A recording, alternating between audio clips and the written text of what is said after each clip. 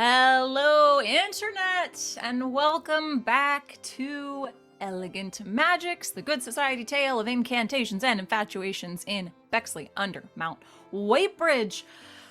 We've been on a little bit of a hiatus with some travel and other, people taking care of themselves, which we appreciate. But we're back! Woo! So glad to be joining you.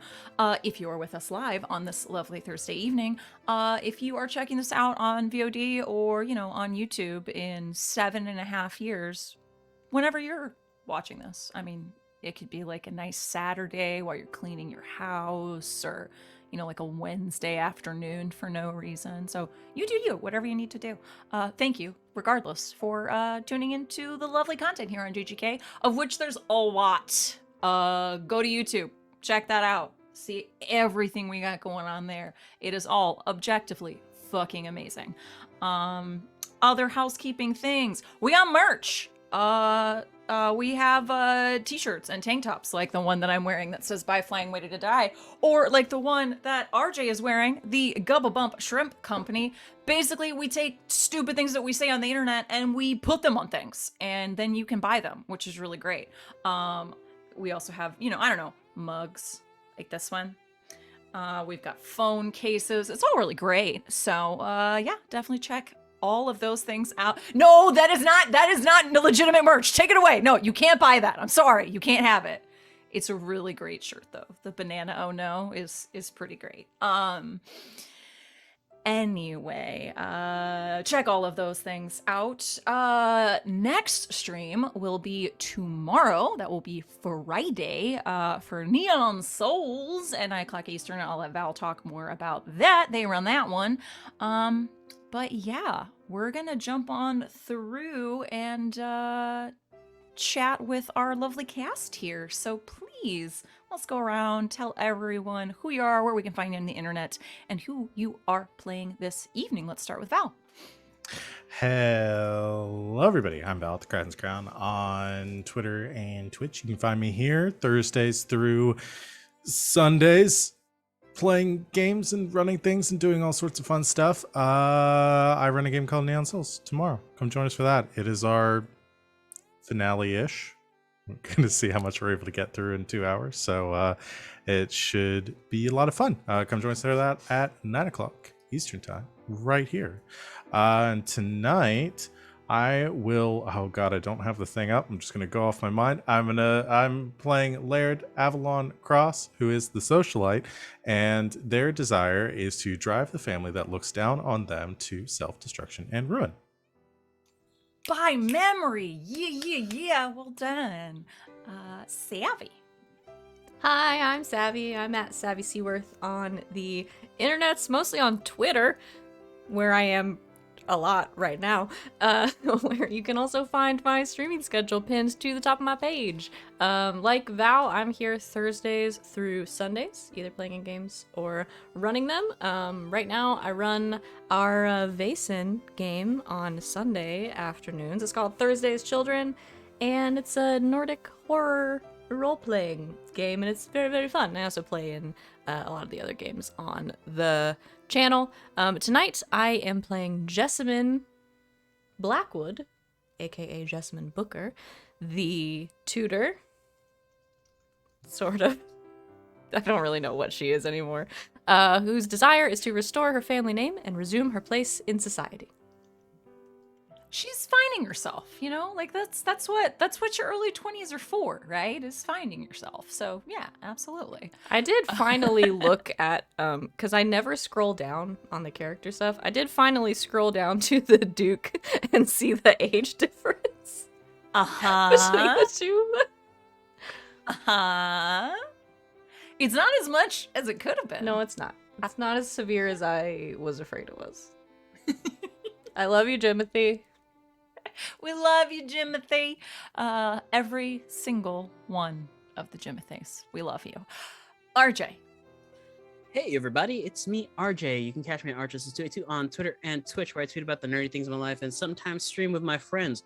Recently, we've been doing 7 Days to Die with Twitch integration, and all we've been doing is summoning bears. It's not great. They keep coming, and they won't stop coming, like Smash Mouth. All stars.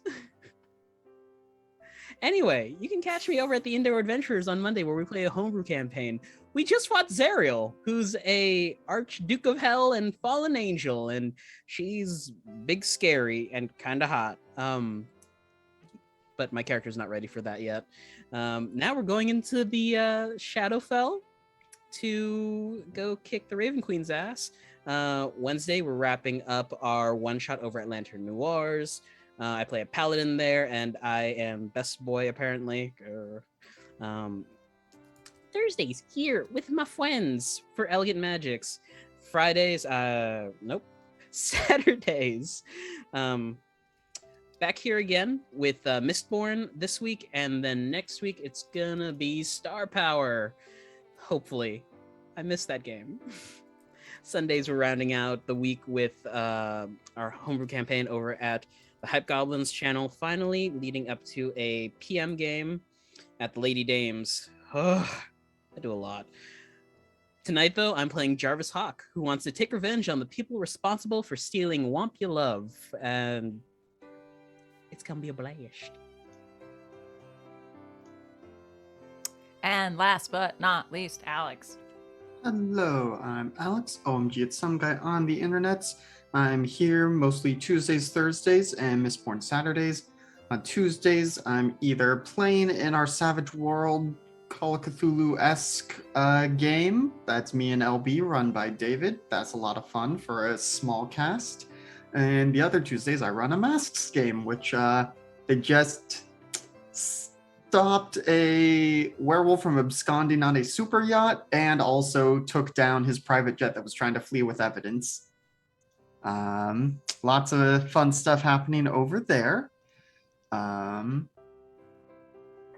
Yeah, and in tonight's game, I am playing Mr. Bernard Sinclair, the new arrival, whose desire, aside from dating everyone else on the screen right now, is to determine your love's true feelings and reestablish your engagement.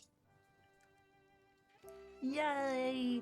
And I will be your facilitator this evening, and I mean that because last time I don't really know if I was facilitating much of anything other than my own belly laughs. But tonight I will. I promise. I will be facilitating.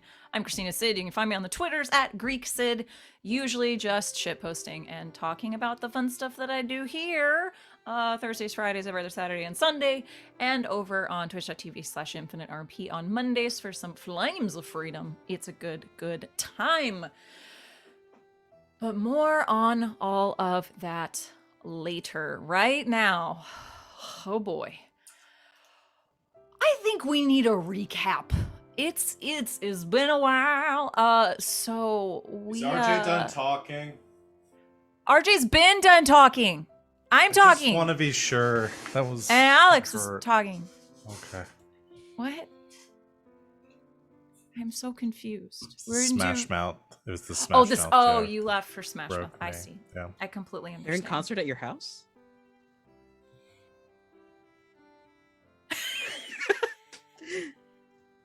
They can still hear, so I'm just gonna go into the recap now. Okay. Last time.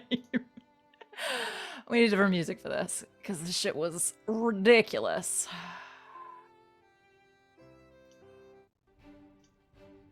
Yes. Facing the Dragon. Thank you for everything that you do. Dark Fantasy Studios, you're amazing. All right. Last time on Elegant Magicks, our major characters began a magical battle to protect both Morrigan and Ironhead Castle, which basically encompassed our entire session. Was a battle in a game that is supposed to be about Regency romance. We did an entire 2-hour battle. Take that! Anyway, where to begin?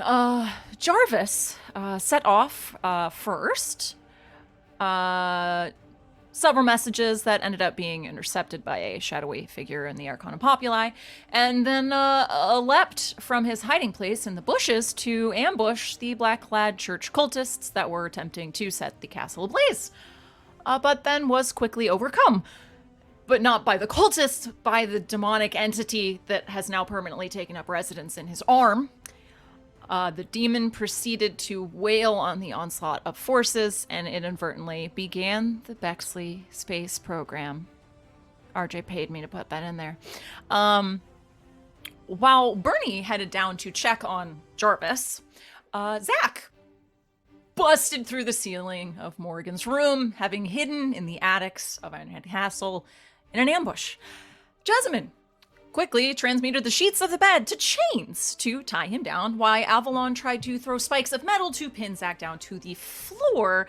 However, this inadvertently caused the floor to cave in, sending Jessamine and Zach now crashing down through the ceiling of the Baroness's office and crushing her writing desk while she was sitting at it. Zach, having realized that Jessamine was not, in fact, Morgan, as he thought, still decided to take her along as a hostage. The Baroness, however, somewhat perturbed at this turn of events, caused magically imbued metal bars to slam down on all of the windows and doors in the castle, right as Lord Manfred von Karma leapt through the office window, drop-kicked Zach, and apologized for being late. Meanwhile, Bernie realized very quickly that Jarvis isn't here anymore, but instead chided the demon, who it was discovered through some hysterical impressions of Macho Man Randy Savage to be named Bonesaw, that they would still be responsible for taking care of not only killing all the cultists, but also for Jarvis's well-being, because Bernie still wanted a chance to ride him as well. What next transpired was an epic display of magical feats for everyone. Bonesaw / Jarvis trounced wave after wave of cultists single-handedly.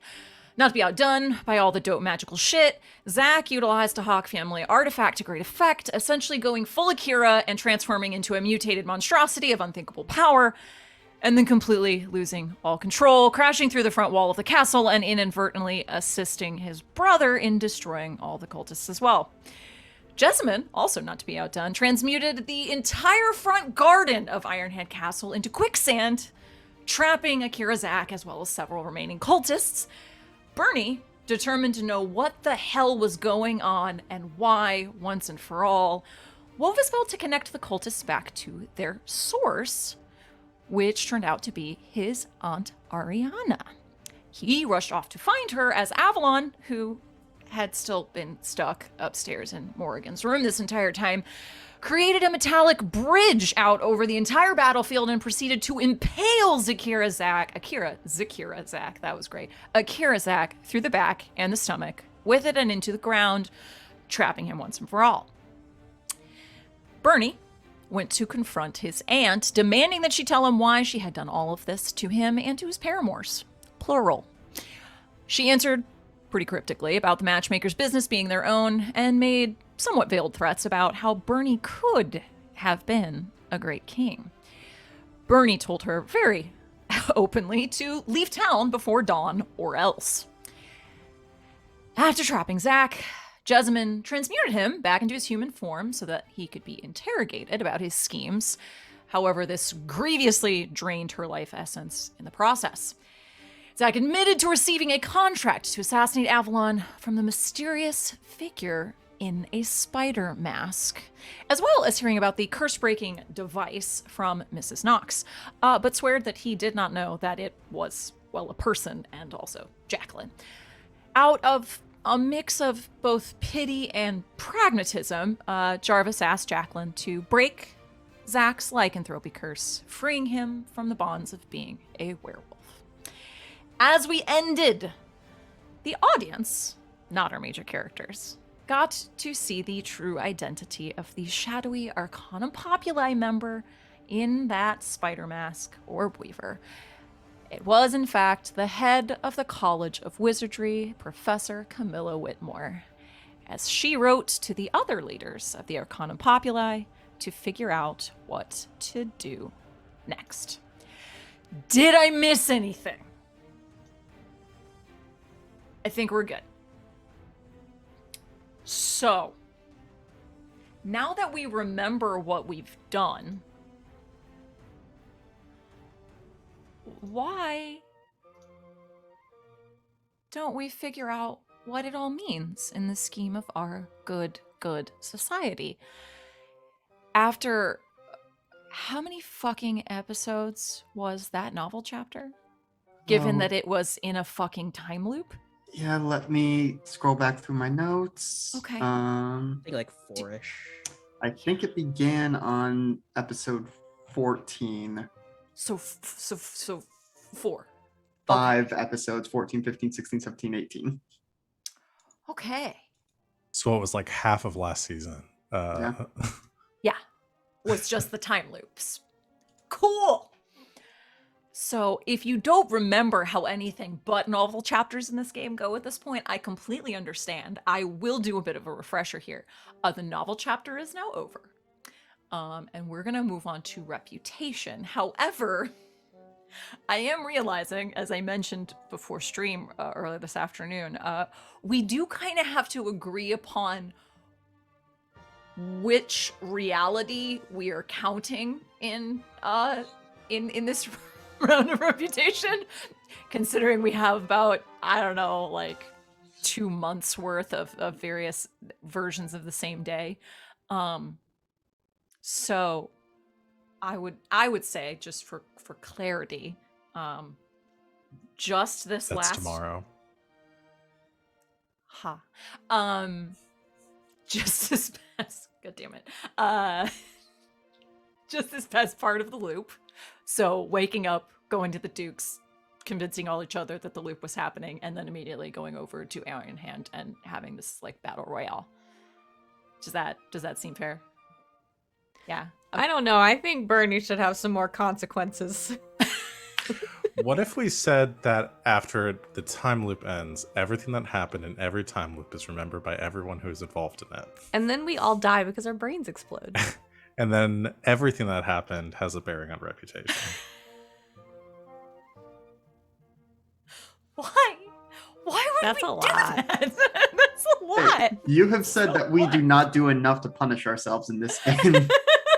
Yeah, that's like the most punishment. Is it though? Is it if you're gonna And I like spend- said punishment? I have how many? How about this? I'll give you that. Okay. So the people that already remember things that they shouldn't, feel free to incorporate that if you'd like into your reputation. Those of you that don't. There you go. So if Bernie wishes to punish himself, feel free, because you remember fucking everything, dude. Note, I did not fuck everything, just most everything. Not for lack of trying, my friend. All right. I don't know. On some of them, he didn't have to try very hard. Ew.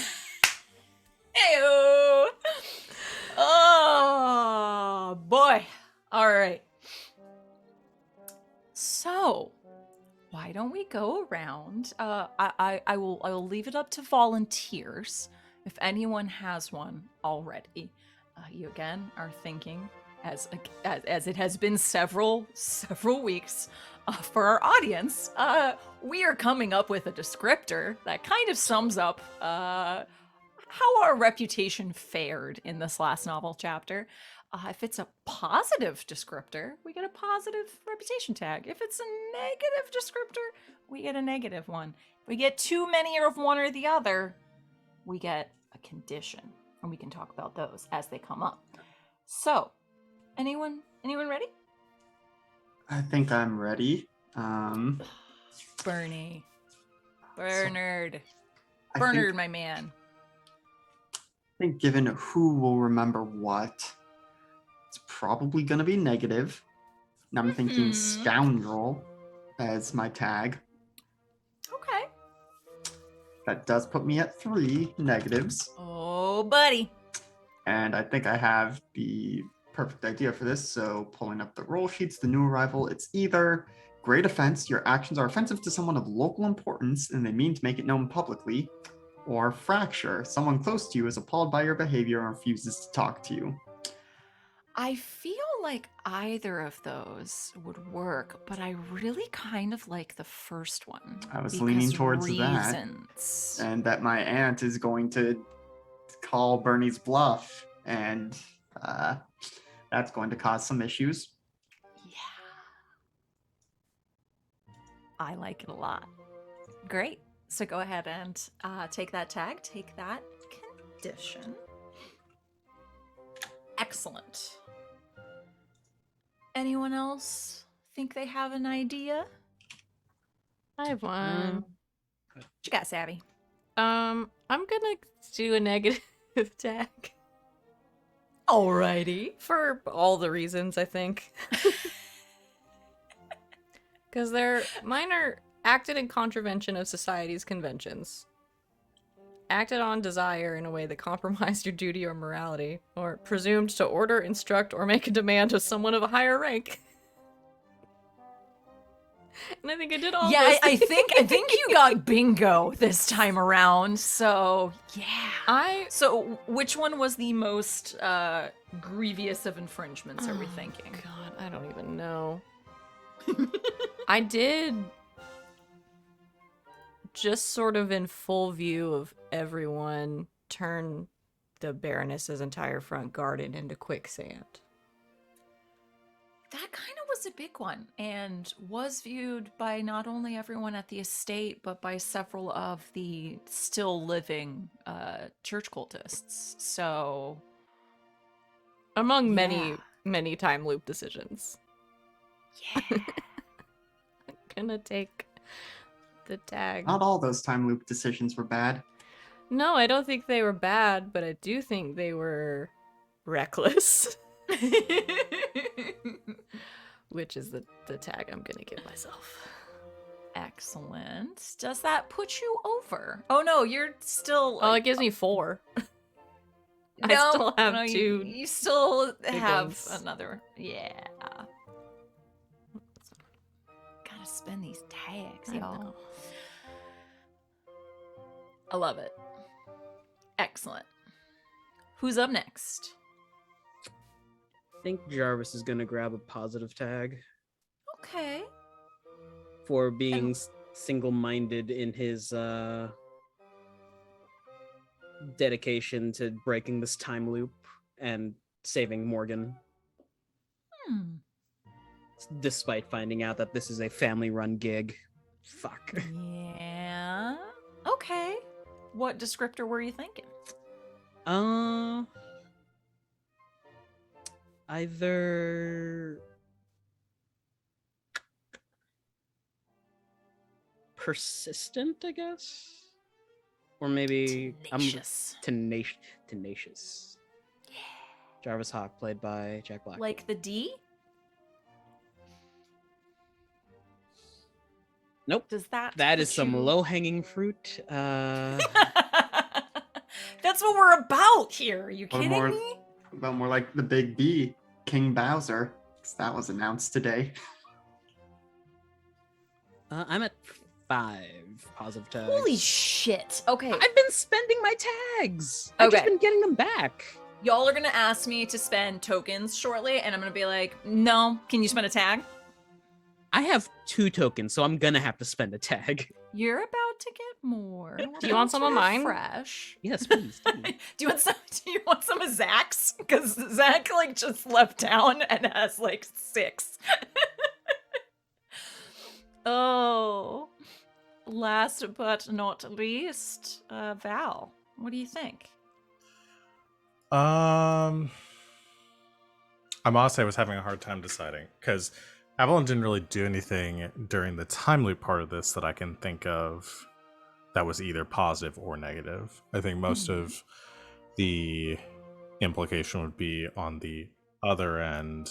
I was thinking like the message that went to their mother Mm-hmm. and kind of exposing the where they were this weekend. Y'all did have the meeting with the Duke as well. So do you remember that? That happened in the morning. Yeah. Mm-hmm.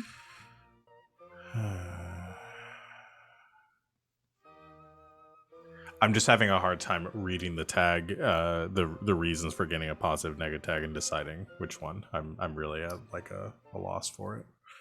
Let's read them off. That will be... Do you have them pulled up? Yeah, I haven't pulled up here.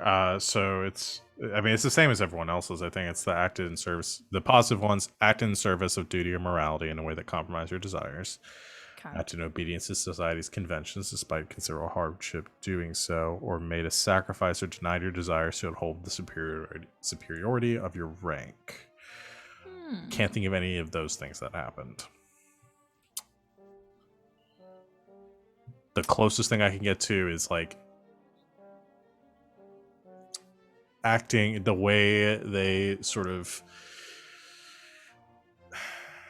sacrificed the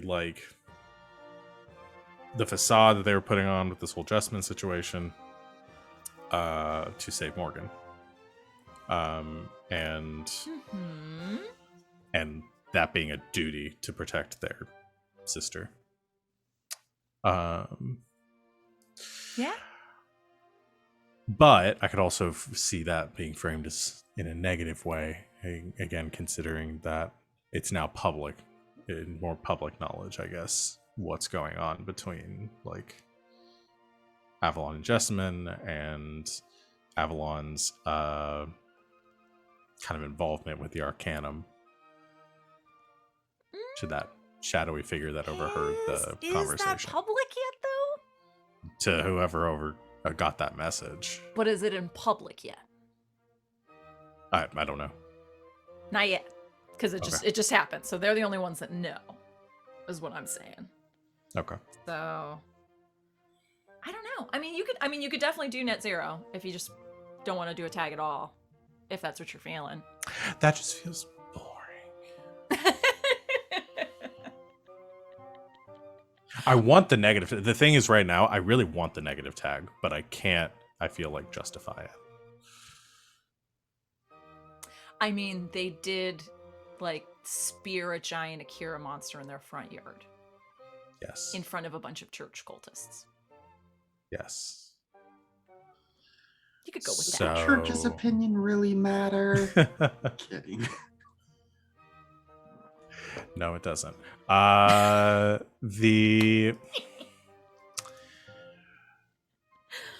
I think I'm trying to think of what descriptor to use.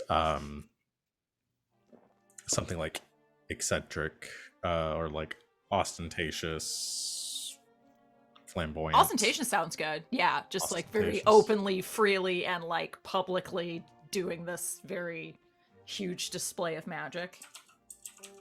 Ostentatious sounds good. All right, I'll go with that. So that's my third negative tag. Condition time.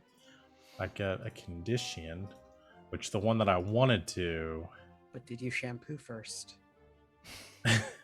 You don't have to always shampoo. No, yeah, because I just washed my hair yesterday, so I don't need to. Mm-hmm. Yeah. I was gonna go with revenge. Oh. A connection turns against you and spreads rumors and malice behind your back. Which connection are you thinking? Well, it's between Morrigan and the Baroness, and I feel like one of those is a slam dunk.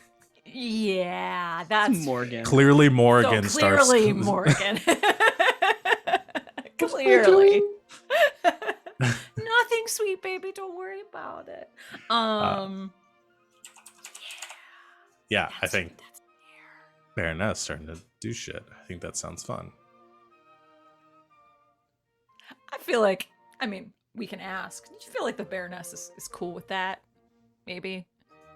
I feel like she's probably already been doing it. No, she's not gonna try and hide it as much. Excellent. All right, so anyone that gained a condition, we will have a brief vignette when we start to sort of solidify those little scenes. So you can narrate those when we get there. But we have completed reputation. So we get to move on to letters. We've got letters.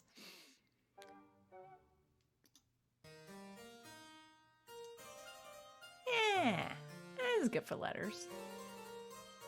It is time for epistolary.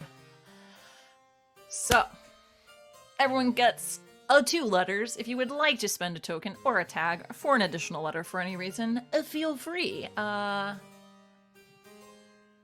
Does anyone have a letter to start? I think I might, actually.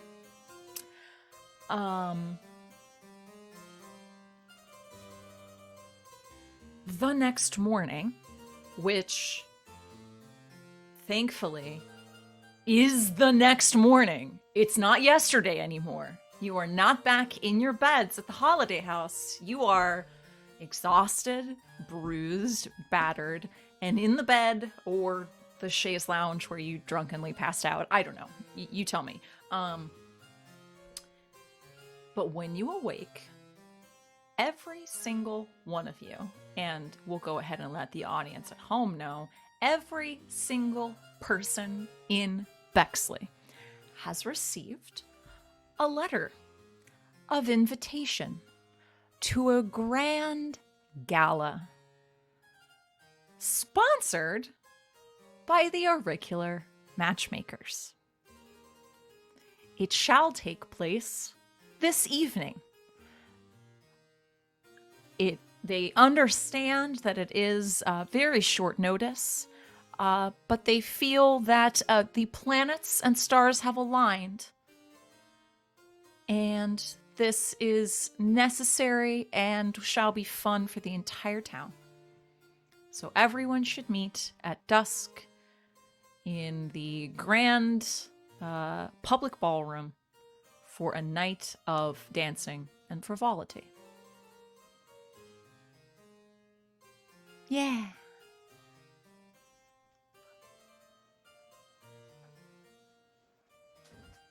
Who's next?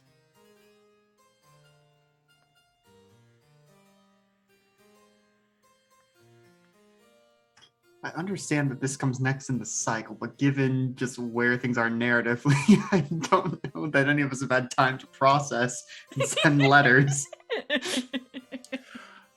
Oh, I have one.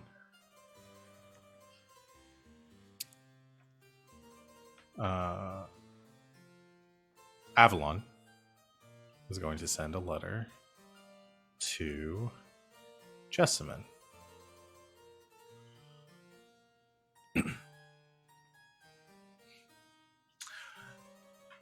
Oh crap, I almost started it with Miss Blackwood. That would be bad. Miss Booker, I realize the events of the past few days have been very strange. I don't quite remember all of it, but the parts that I do remember are bewildering, to say the least.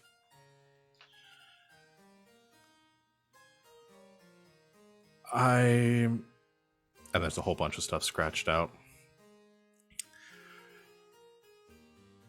If you would do me the courtesy, perhaps in the coming days or week or, whatever time frame really works for you, and then a bunch more scratched out. Perhaps we can arrange a outing for dinner.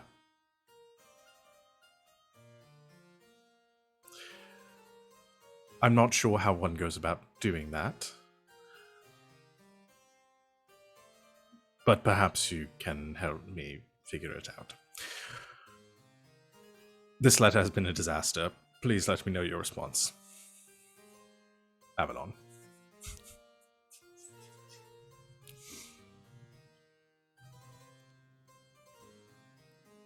Do they not know how to go out to dinner because they've never dated? Or do they not know how to go out to dinner because they've always had someone else arrange it for them? Why don't both? I know both. This is the Laird who forgot what sandwiches were for a whole day. Okay, no, I thank you for that reminder. Yes, that is so true. I will never forget that.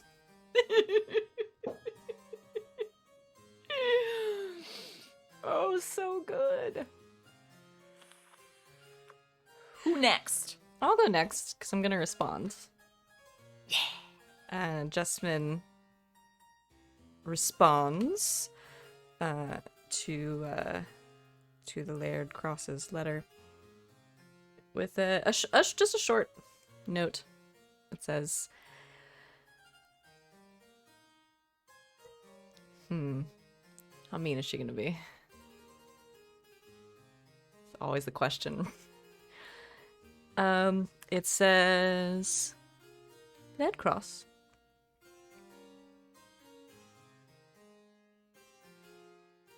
I humbly accept your invitation to dinner and appreciate you thinking of me. I'll make the plans.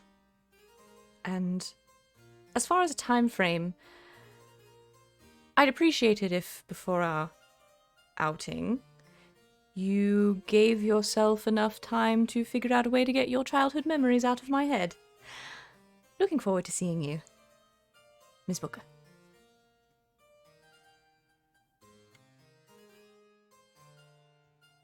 Oh yeah, that little chestnut. Oh. Does Jarvis have a letter? Or any of RJ's side characters? I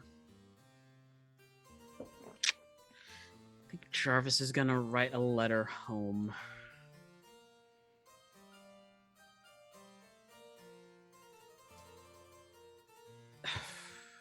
Actually, he's gonna write a letter to the patron. Or Oh, the matron. oh, the matron. Okay, there's a difference there. That's Yeah. either to a dragon or to your aunt. That's a very big difference. To your aunt. Got it. Got it. Okay, continue. Don't know if you've heard yet, but doesn't seem. Zachary and I were mixed up in some very compromising business.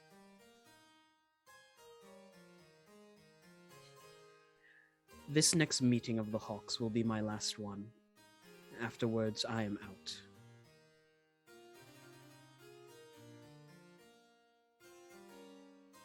Post a hit out on me, do what you will, but I will survive. If it affects anyone I care for, know that your destruction will be imminent. Signed, your nephew, Jarvis Hawke.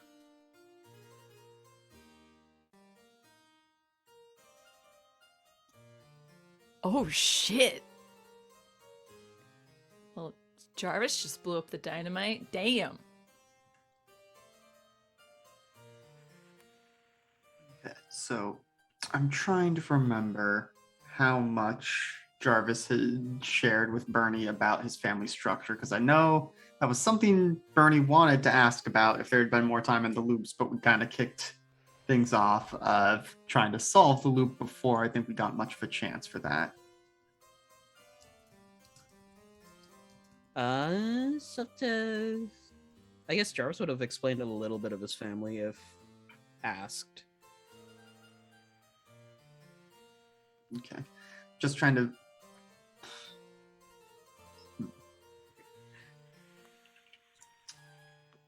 Gosh. Yeah, I guess so. Would Jarvis have explained, that the aunt is in charge of things, et cetera, et cetera? Yeah, the orders come from basically up the chain, and it is currently held by his aunt. Yeah. So I think Jarvis's aunt gets another very similar letter from Bernie that is basically saying,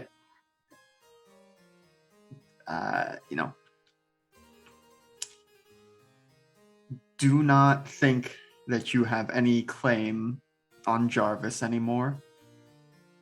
If you seek to impose any order or claim any right to him,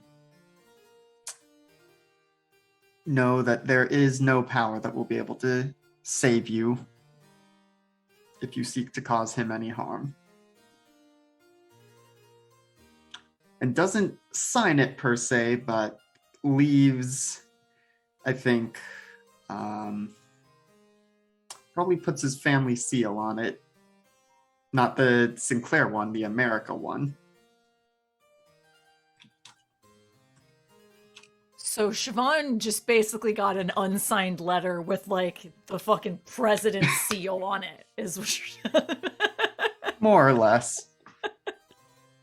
Okay. Cool. Wow.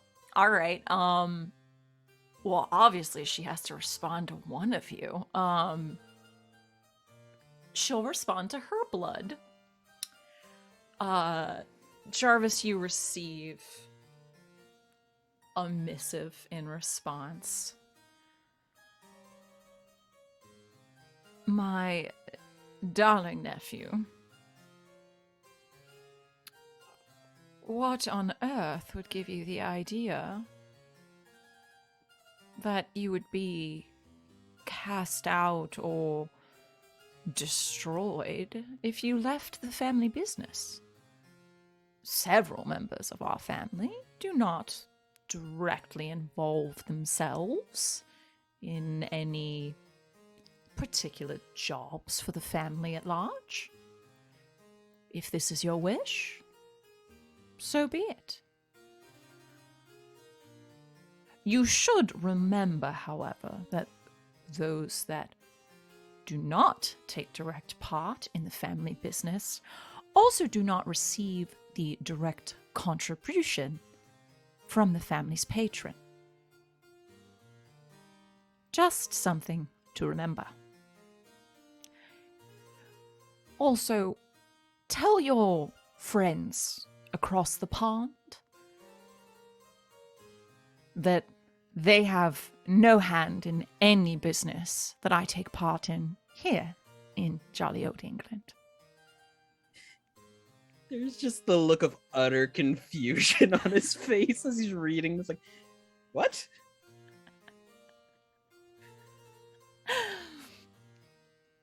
Love and affection, Auntie Siobhan.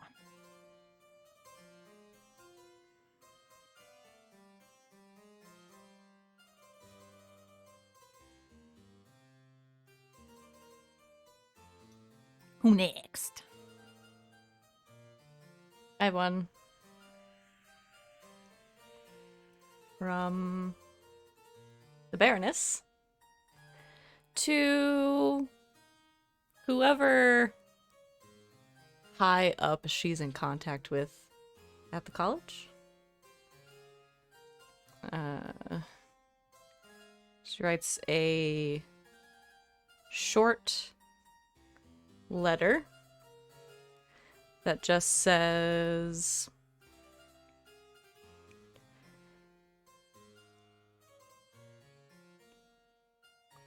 "This missive is to let you know that you are to ignore my previous instructions. You're no longer to take orders from or deal with my child, Avalon. All instructions will now come from me and only me."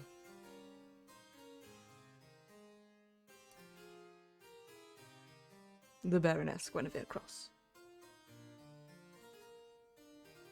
Given that the Baroness knows everybody who's everybody, I would say that this goes directly to the head of the college, Professor Camille Whitmore, who we see receiving this letter, and just a slow, smug smile crosses her face. I have also one to Camilla Whitmore. Oh shit! All right. Jarvis is writing to the professor. Dear Professor Whitmore, it has been a lovely time at the college here at Bexley, but I wish to resign my post as both researcher and head of the current investigative squad.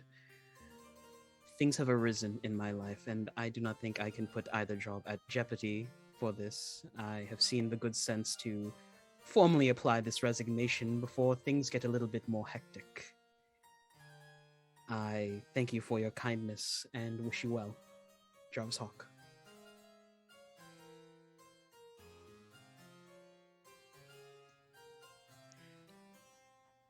We'll say she immediately receives yours after receiving the Baroness's, and the smug smile fades a little bit.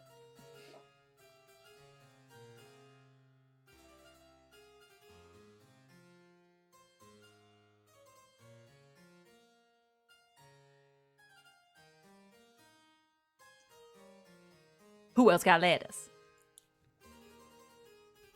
I have a very quick one. This one is from Avalon to Mila. And no address or anything. I think just Avalon's like signature symbol or something like that for the however Avalon signs Arcanum correspondence, and it just says, "It's time. We should arrange a time and a place for the meeting as soon as possible. If you need any assistance with this, let me know.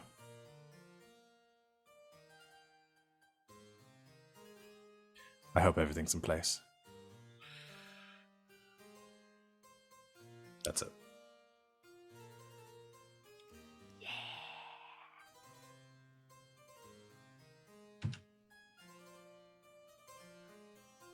Still trying to figure out who to write a letter for two now. If you have more than one in mind, you may spend a token or a tag to send an additional.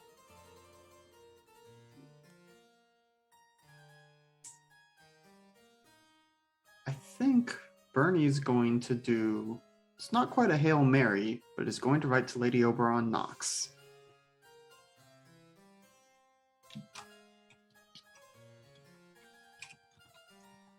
And it says, "My dear Lady Knox." Why am I speaking in a British accent? That's not Bernie. That part does not go in the letter. Pip pip cheerio. Oh, sorry. I understand, perhaps, that some of our interests may have recently been at cross purposes from each other, and for that I sincerely apologize for infringing upon your goodwill, though I will not apologize for looking out for my own interests. It is in the interests of our interests, there's like a small note, stop saying interests, that I believe we should put those differences aside for the moment and turn our attention towards whatever ploy my aunt is putting forth with this grand public gala. I may not know as much as she does, but I certainly know enough to know that you would know enough that the planets aren't aligned for anything in this date and time. He's just using that as an excuse to get people together and add undue gravity to her purposes. I know for a fact that she is the one responsible for turning the church's attention toward Ironhand Castle and last night's kerfuffle. And I can only imagine that she is seeking to hide her hand in that by using tonight's festivities to enhance her own goodwill and perhaps discredit me. Again, I know that some of some of my actions of late have not been conducive to your best interests. But I sincerely believe that if my aunt is not stopped, interrupted, if she gets her way, it will cause far too much of a headache for you than you would wish.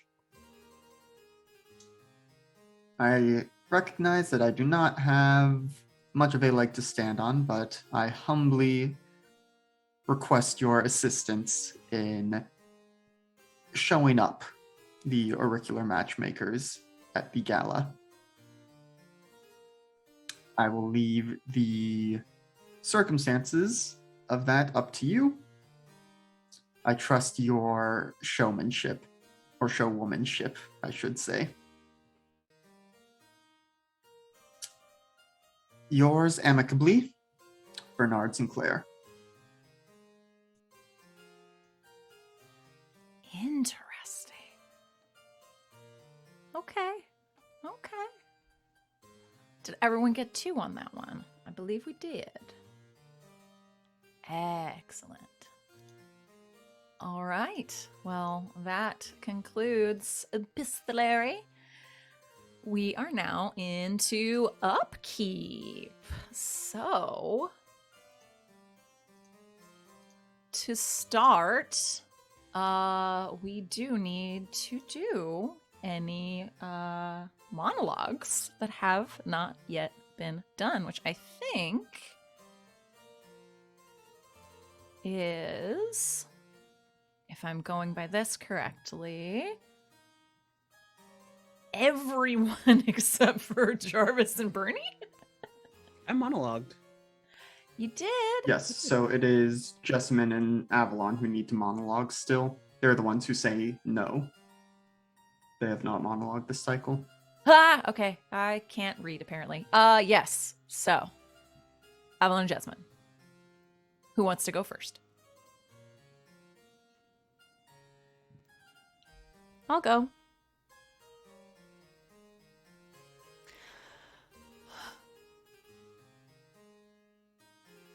A monologue that takes place immediately after sending her response to Avalon about dinner.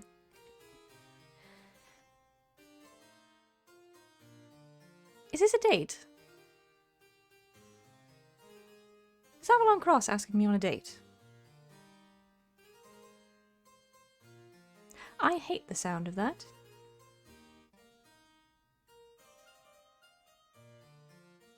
If I could go back in time and talk to my former self and tell her about this, she'd stab me. I think. And yet, I offered to make all the arrangements.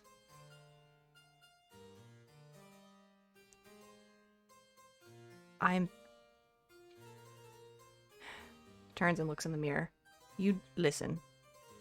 We are not going to get in the habit of doing everything for Avalon all the time, or we will die at a very young age of frustration and spite. Alright? Alright. I suppose we can't go to Heidi's bar for dinner.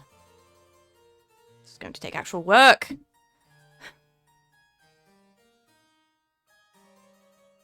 That's it. I love it. Avalon. So this would be right after sending the second letter, I think, which was probably probably done shortly after doing the first.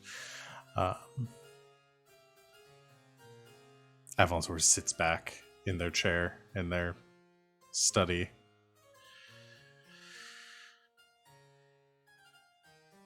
What am I going to do? This has all gotten far too out of hand. I don't know who to trust. I don't even know if I'm on the right side of anything anymore.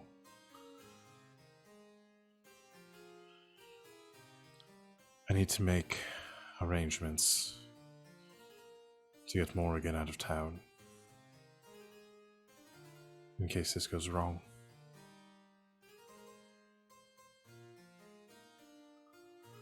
Oh, it's going to go very, very wrong.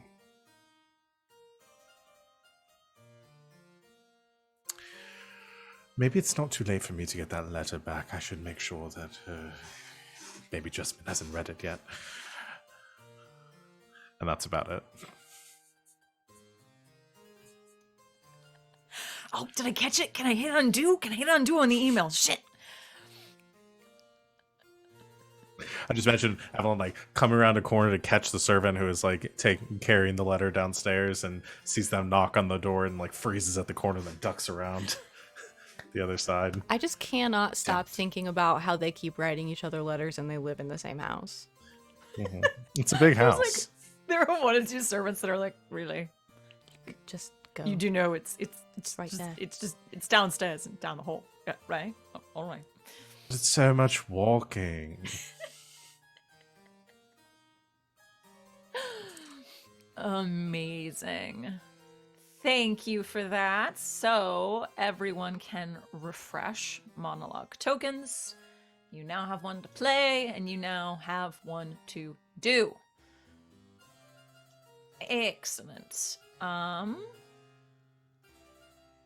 I get to refresh my tokens.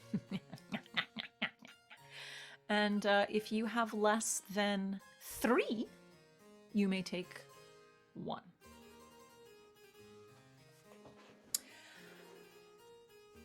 Next. Do we have anything in the collaboration that we need to review? I know, I think we are all well aware that we have kind of genre bended this past couple of novel chapters. Just a tad, but I think we've addressed that, and we are going to be veering back into the romantic comedy side of things in this next couple of chapters. Yeah, so I think that has been addressed. Anything else? Feeling good. I think for the audience's sake, we should go through what is there still in the collaboration, because there's a lot of stuff and about half of it has been crossed out. Oh, like from our wishes and things like that? Yeah. Sure. Let me take a peek there. Let's see. Things that have not been crossed off yet. A big wedding. Someone getting Freaky Friday'd. Time travel, although I feel like we did kind of do a lot of that with our Groundhog Day as well. We can check that off. Yeah, I think so. A TED Talk chat with Bernie and Avalon. Destroying Jarvis, loving RJ. I feel like we can probably cross that one off as well. I feel like that has been accomplished pretty thoroughly. Jarvis gets a flash dance. Boy, I wish I could remember what half of these things mean. Me too. We literally reviewed that, and I can't remember what that was about. I don't even remember what's I about. think it was about you in your workshop and like dumping a vat of something over your head during a late night work session. Just a steel town. Oh yeah. Okay. Big explosions for Avalon and Jess. I think we're working on that. More important Bigfoots. I'm sorry, I had several other Bigfoot characters ready and raring to go in the hot springs, but we never encountered them, but we'll work on it. A controlled explosion at tea time. Which I think there were some loops where that happened. Potentially. A happy ending for everyone. Fixing Bernie's shenanigans. I feel like that's in progress. Bernie needs to learn timing. Baroness Cross. What do you feel like we? Did Bernie learn timing though? Did he? Over like the course of 52 loops or however long we're in there, time means nothing. Time is meaningless. Baroness Cross gets hers. We're working on that as well, I think. Romance in general. I believe that was from me. We want Miranda to be happy. We're working on that too. Let's see. More seduction in the time loop. I think we can cross that off as that definitely happened. Just a nice tea. Working on it. Probably going to get to that today. More Arcanum shenanigans. Feel like we hit that too. Yeah, we're getting into that. Smooches. Working on it. Bonesaw finds love. Working on it. We have happy endings on here twice. So I'm going to assume one means like actual happy endings and one is the double entendre. So we'll leave both on. Jess discovers consequences. Working on that. Still does not have. I have ideas. What in the hell happened to Jacqueline and why? Also working on that. And give Sid a fucking ball. All balls deep jokes aside, working on that as well, obviously. I feel like we're doing good. Pretty good. Excellent. Reviewed. Now to go to our inner conflicts. I feel like we might run into some expanded backstory actions here, which we will talk about shortly if and when they come about. So go ahead and go to your inner conflicts. If everyone just wants to maybe shout out what theirs are as a little refresher for everybody. And then if you feel like you did one from either side, you may mark them. If you end up with 6 in total, or if you have blocked out an entire side, that would trigger an expanded backstory action. Anyone want to start? I think some of mine are pretty clear. So I am tradition versus innovation. Mm-hmm. And if we view, polyamory as innovation, I definitely took action in pursuit of this. Yeah. And possibly you hurt or pushed away someone important to you for this. I confronted my aunt about, hey, stop messing with stuff because, I love these people and you're gonna mess things up and I don't care who you think I should date. Would that be on the tradition side, though? I mean, Because you already hit one for innovation. Can I not do multiple for innovation? One okay. for each.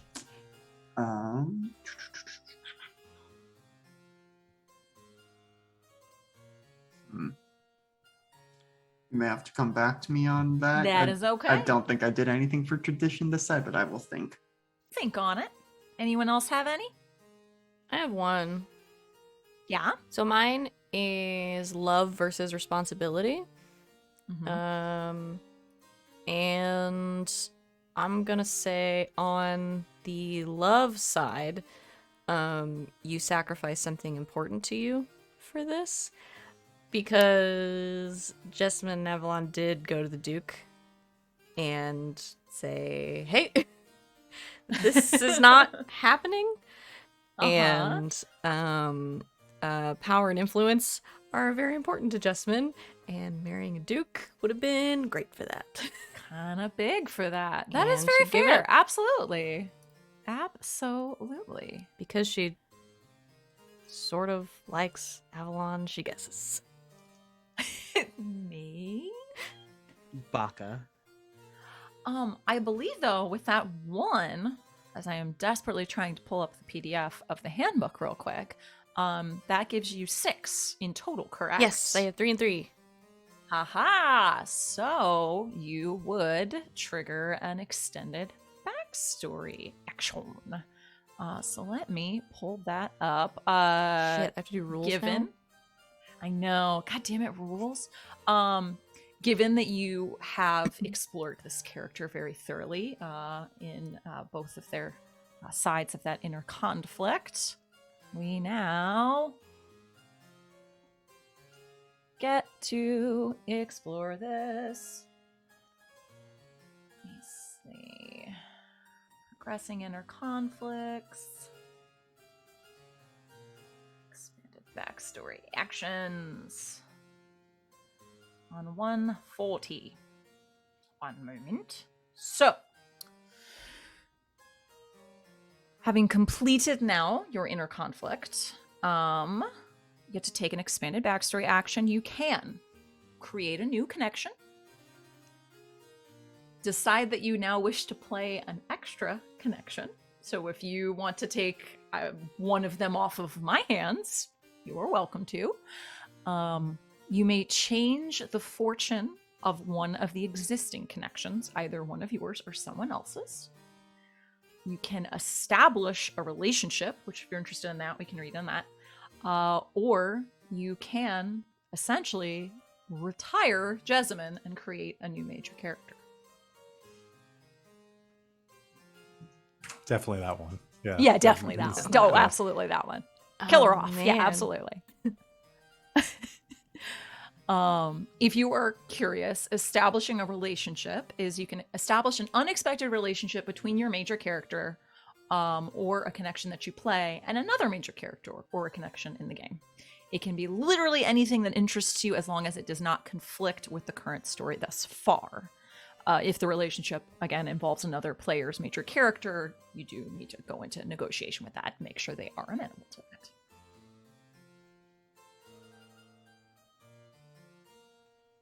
Lot of options.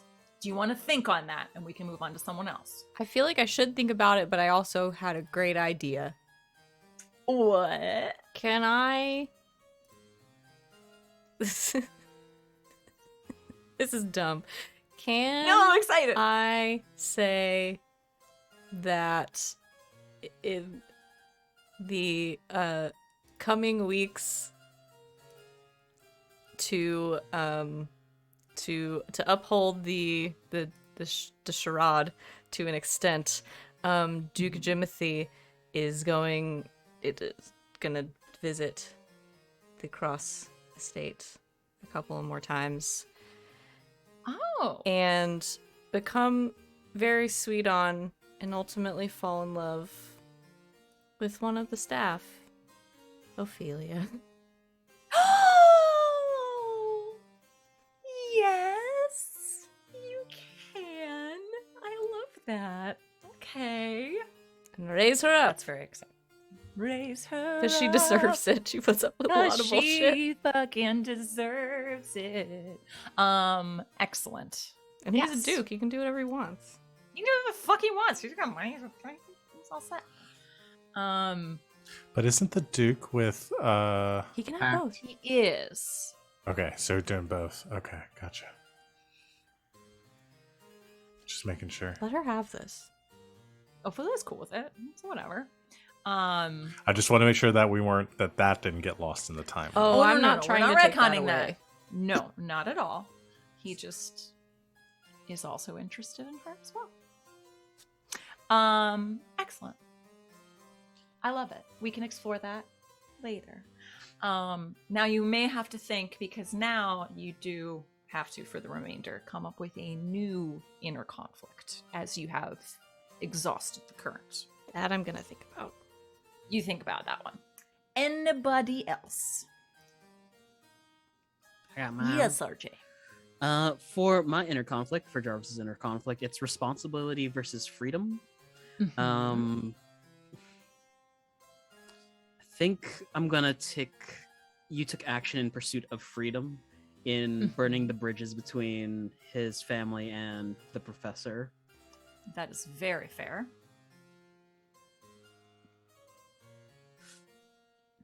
Oh, or I could say responsibility to save Morgan so that I can have just one off to get my extended actions. Yeah, it's whatever. No, I would say running into a burning castle to save Morrigan was definitely going toward responsibility instead of freedom. Yeah, so that's fair. Cool.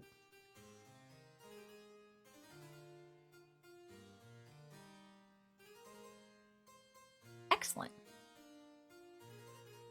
Anybody else? I lied. I came up with a new one. Oh, excellent. What do you got?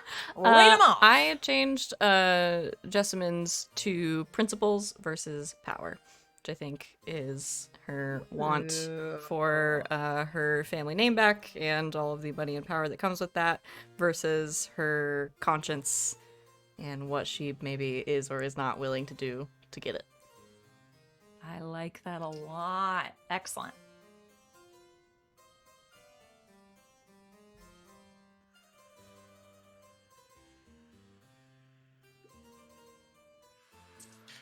Any thoughts, Uh, Val?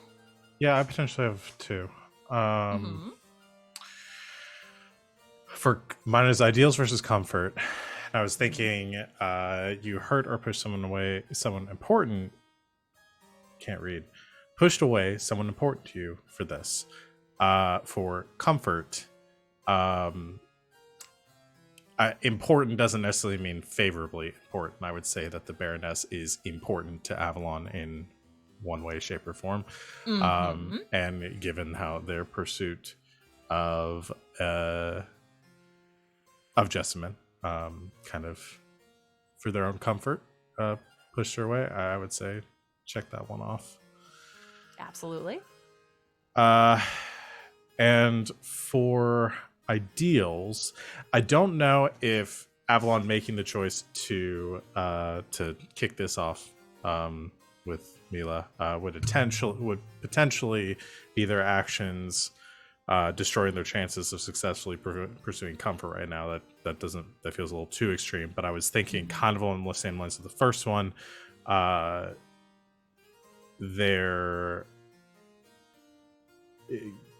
sacrificing something important to them for the sake of comfort or degrading their reputation. I don't know exactly how to frame it in their actions towards like making this flamboyant show of trying to stop Zach, and also sending these messages and making these arrangements with Mila.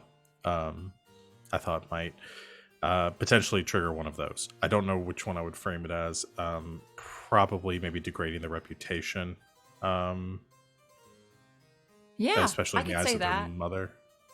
Oh, absolutely. And then in turn, because of what happened with their mother, then with the college. Professor Wilmore. Yeah. Absolutely. Cool. That does put me at 6. Hey, another extended backstory. So, to recap, you may now choose to create a new connection, take an existing connection off my hands, and you get to play them. Change a particular connection's fortune, establish a relationship, kind of like Savvy just did, or completely retire Avalon and create a new major character. Definitely gonna do that. Of so course, we'll yeah, say goodbye absolutely. to Avalon. No, I'm gonna take control of the Advocate. I don't know if that would even. Work. Oh my god, I got very scared just now. I mean, mechanically speaking, you are within your rights to do this. That feels like a big move. No, I was actually thinking, because you're talking about the changing the fortune of one of a connection. Yeah, and it can be either your connection or someone else's, as long as they are amenable to it. I was thinking about Zach. Oh, okay. Zach has had a big has lost their powers and is on the outs and has all this stuff going on. I don't exactly know how to change their fortune exactly right now, but I was thinking maybe some sort of shift to their current setup. Are they having like a moral quandary? Are they thinking maybe they need to be on the right side of things? Or yeah, that's what I was kind of thinking. Maybe a redemption arc for Zach. Yeah, I would love that. Remember when we were just two kids in the street robbing people, brother? We can do that again. But I'm imagining a lot of moments where it's like murder, and it's like, no, Zach, don't murder. Zach, murder. No. Zach, No, Zach, no murder. I love it. Oh yes, absolutely, you may. As Cool. long as are we amenable to this, RJ? Redemption arc for Zach? Yeah, I like it. In the end of all things, Jarvis just misses his brother. Aww. We really are gonna give happy endings to everyone. I love this. Yay. All right, Alex, I believe you were pondering. Yeah.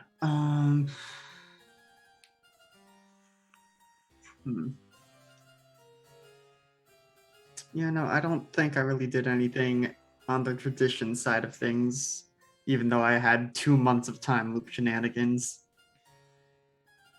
It's a lot of innovation, if you want to call it that, in the time loop. Yep. So And that is totally fair. All right. Excellent.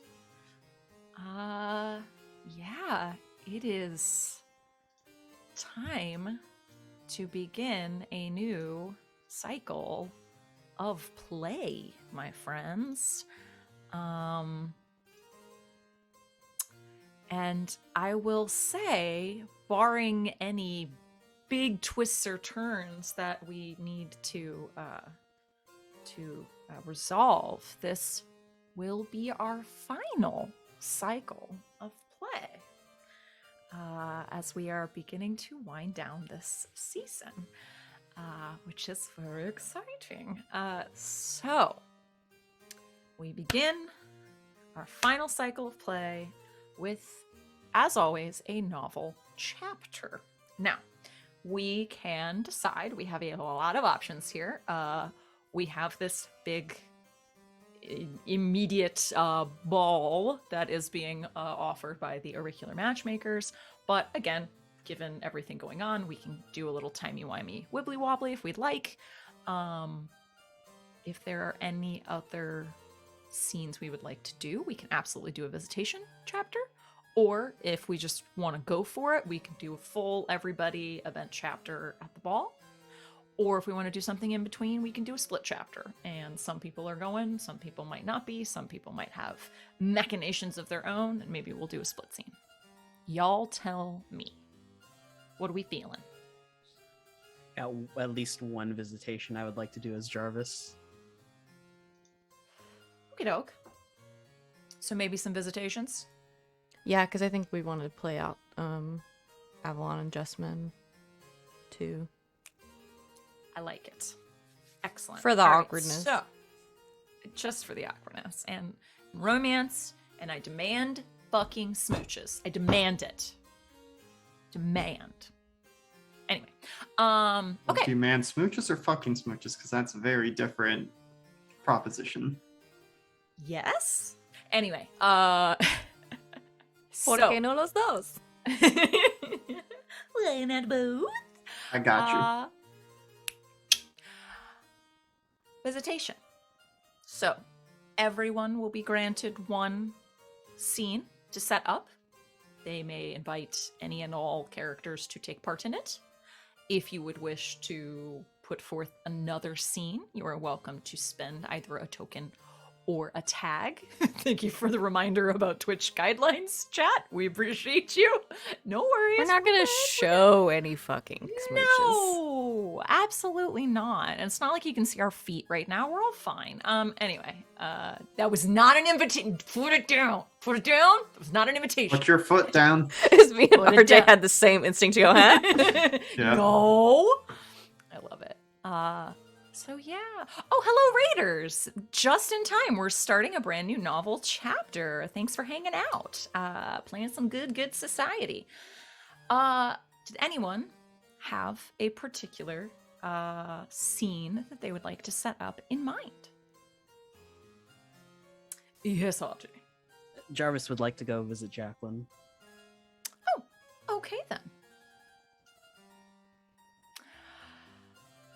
Where would this scene take place? I guess we kind of need to set up, like, where is Jacqueline staying right now? For a time, she was staying in Jarvis's lab, but he would have probably set her up with Heidi. That is fair. Okay.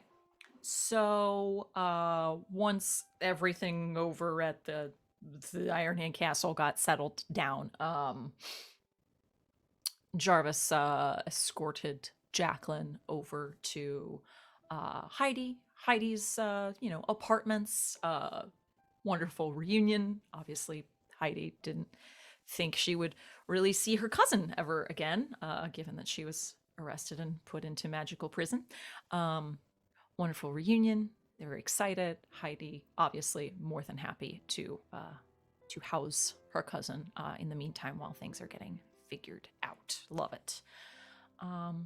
So set this up next morning. Yeah, next morning after receiving a letter, Jarvis gets ready, heads over to the Dead Raven. Empty Raven. Yes. Empty there we go. Raven. Empty. Kind of waves to Heidi behind the bar as he heads up the stairs to Jacqueline's room. Excellent. He's Do you gonna knock? Do you knock barge on on the in? door. No, he knocks on the door like a proper gentleman. It's early enough in the morning. He hears some rustling, and she opens the doors. Yes, Heidi.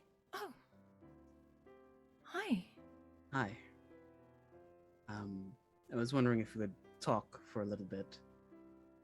Of course. Come in. Walks in, kind of adjusts his coat, and kind of looks a little bashful. So, over the course of a night, I think I've burnt every single contact I have here. I'm retiring from my post at the college, as well as I think I've been officially cut off from the family.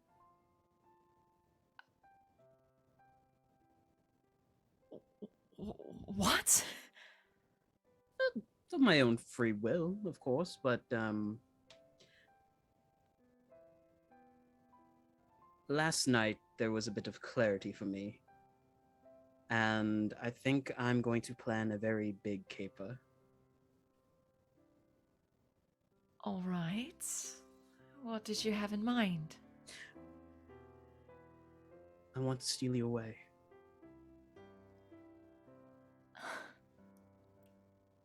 Jarvis. Now, the fine details of it is mostly moving to America, but we could probably find something on the coast or... Where is all this coming from? I'm very sick of politicking and the double crossing and, well, all of what's going on right now. I think a fresh start would be warranted. And I would like you to be there with me.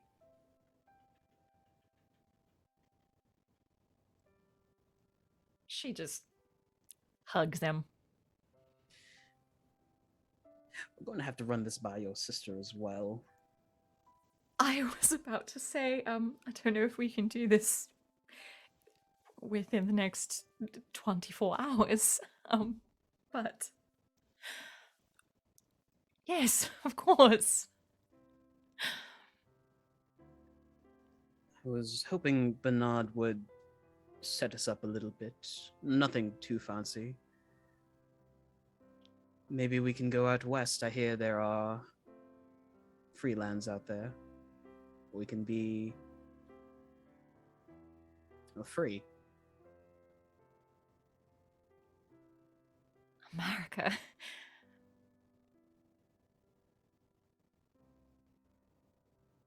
I don't know what to say. Maybe? Yes?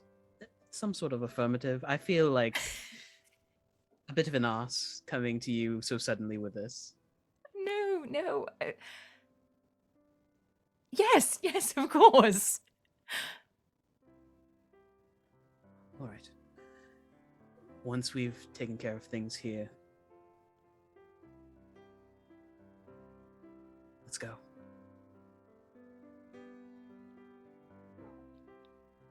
And he smooches her. Yay! She just hugs him. She's just laughing.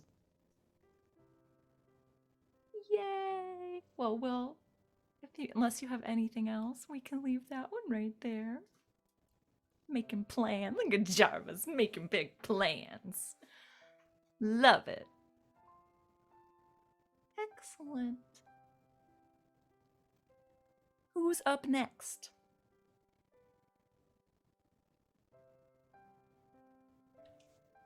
I've got one that I could do with Miranda. I'm playing So all of the characters. Here we go. Okay. yeah. So I'm because before the end of last evening would have made sure she had a place to stay somewhere in town, but also realizing, oh wait, the Sinclair estate is probably not a good place to be currently. so I don't know where she might have ended up getting either put up or, even if it's just lodgings at an inn, but would go to her in the morning. Yeah, I would say she probably grabbed something at an inn. Is the only inn in town the Empty Raven? It's the only one we've mentioned. Sure, we'll make things easy. So yeah, she got herself a room at the Empty Raven, and yeah,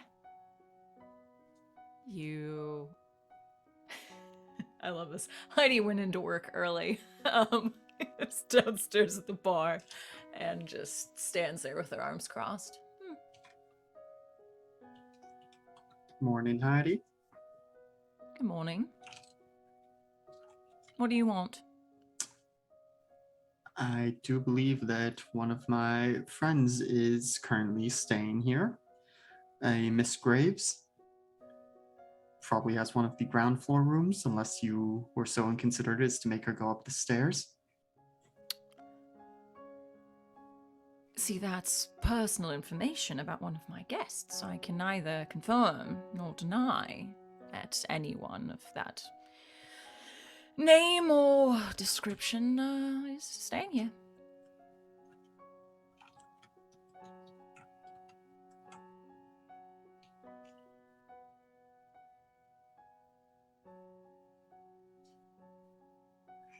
I'm stuck in Alex is trying to figure out what game is Heidi is playing so Bernie can figure out what game she's playing. I don't know if there's ever really a game with Heidi other than to just fuck with people. I think is her main game, so. Yeah.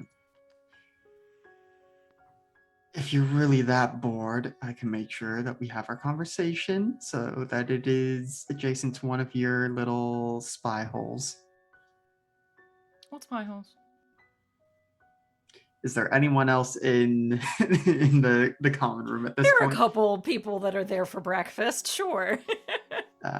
Is just going to nod towards the back room where I believe it was, had the conversation with Jessamine initially. Mm-hmm.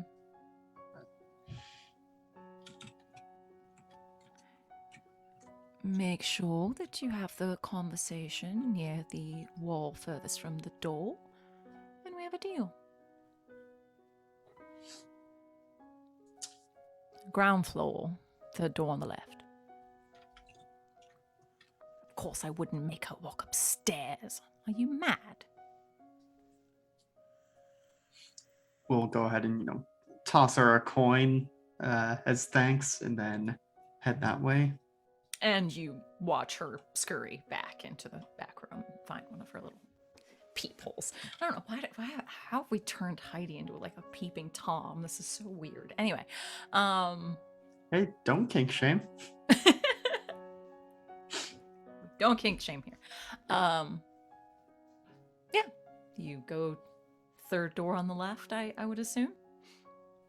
Yep, and we'll knock and wait for a response. Well, we'll call out Miranda. It's Bernie.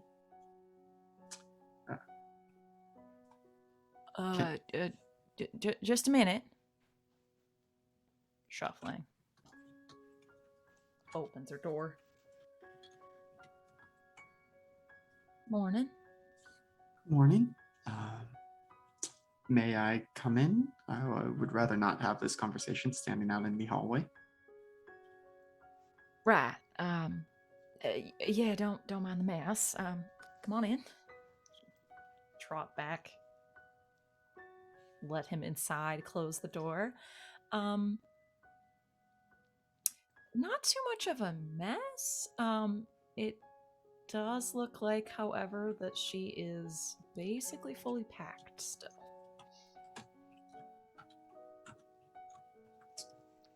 Well, I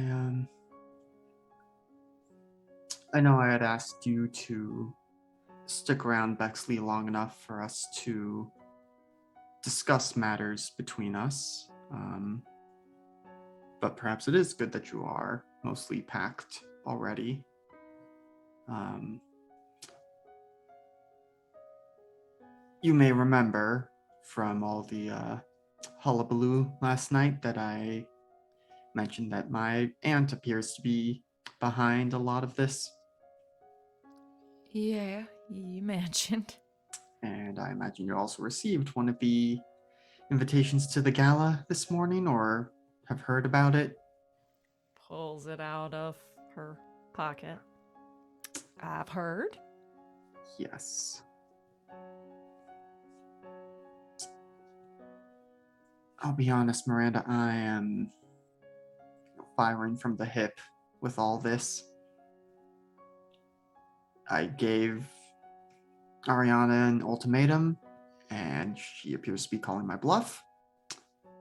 And I have attempted to outmaneuver her, or rather call in reinforcements to level the playing field, but What does that mean?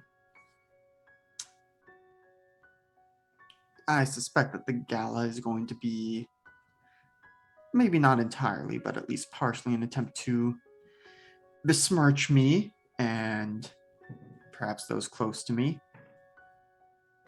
And so I have reached out to other powerful socialites to perhaps get them to put some pressure onto Ariana.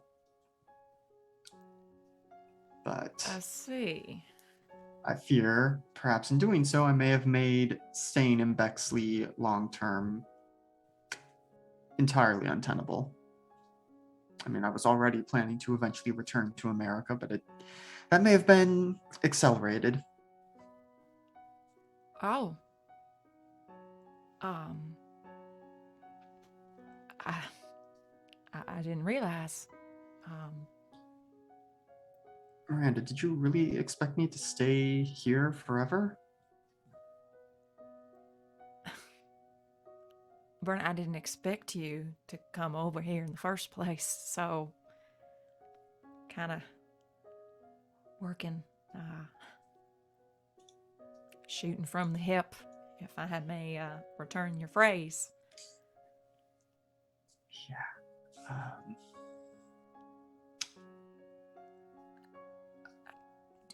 Do you want me to go? Well, to the gala, yes, I'd like us all to be there just in case, make a strong showing of it. But I would also like, for when, however many of us, whether that's me, whether that's whoever else decides to go back to America, that you come with us, and not just, parallel to, if that makes sense.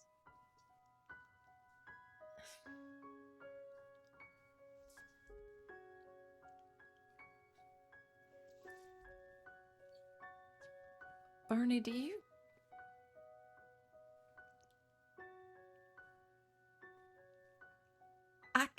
I can't compete with all of this. I was up on that roof throughout all of that. Your friends are incredible. I've never seen power like that.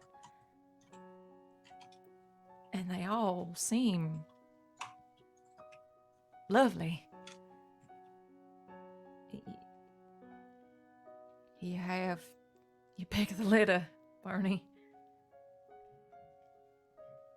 I don't really see how I'm fitting into all this.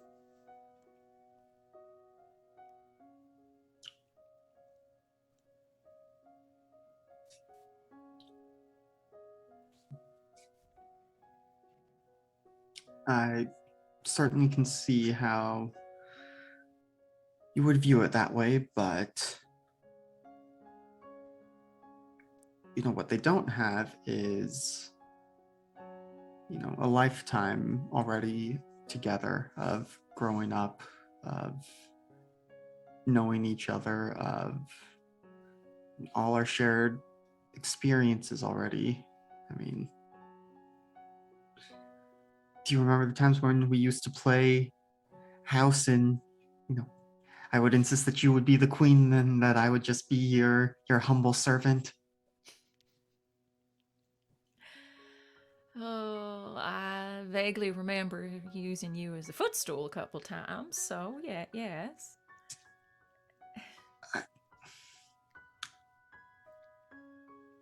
It would take more words than I put into one of my trashy bodice rippers to tell you how much I care for you, how much I love you.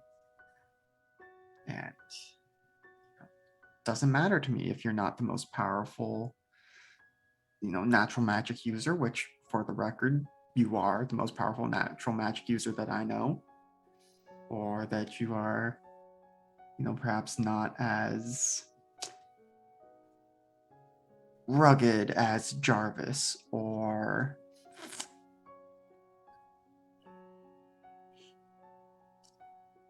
I'm trying to think of adjectives that if they were to get back to Jessamine, she would not hurt me for using them to describe her. Maybe just skip that entirely then. Yep. Or as, ethereal as you can be without being fey, as Avalon is. You're Miranda. You're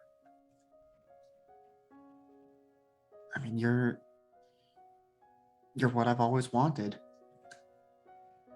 And I'm sorry it took me fleeing across the pond to really realize that.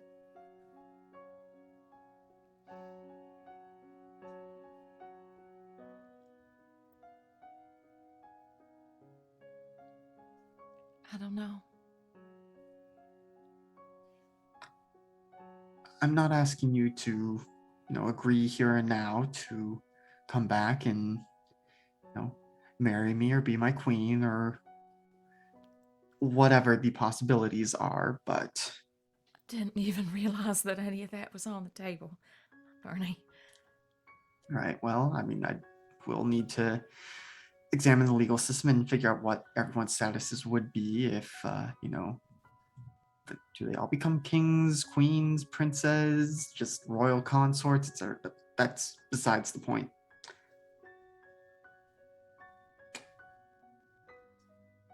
The point is that I want you. And if you'll have me, I would love that. But even if, all you can see yourself being is my friend, I'll accept that. And if you think that I have treated you too poorly to deserve you, I will also accept that.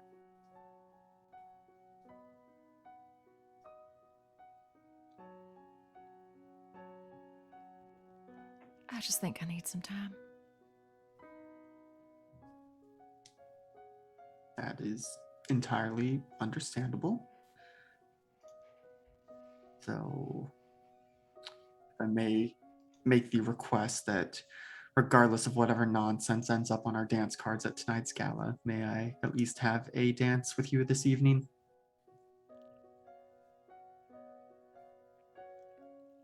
I suppose one wouldn't hurt. You do me a great honor, Miss Graves.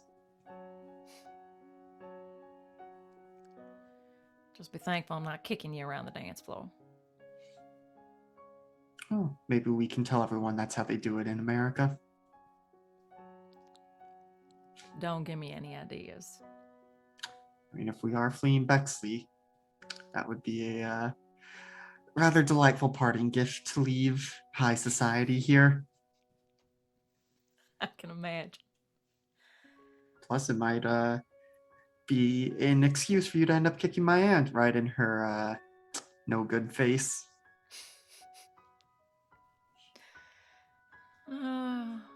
There was always something about her.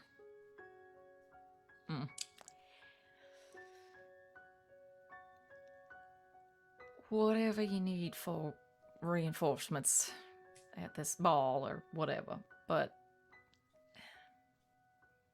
let's just take everything else one step at a time. Sounds like a plan to me. All right.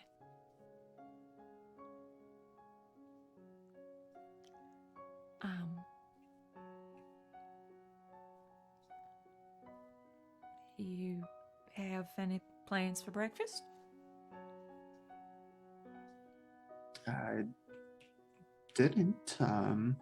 Would you care to join me? I hear they've got decent eggs here. And we'll look very pointedly at the wall that Heidi is behind. You're not certain, but you swear you might hear just the quietest of grumbles. Decent eggs. Well, I mean, I can't turn that down, can I? If nothing else, at least at the gala tonight, we'll make sure to stuff our faces with the most expensive foods before ruining the evening. Sounds like a plan. After you, Your Highness. I thank you, milady. And you head down. Well, you are downstairs, because again, who would be so cruel as to make the centaur go up to the second floor? You head over to the bar room to grab some breakfast. Anything else for that scene?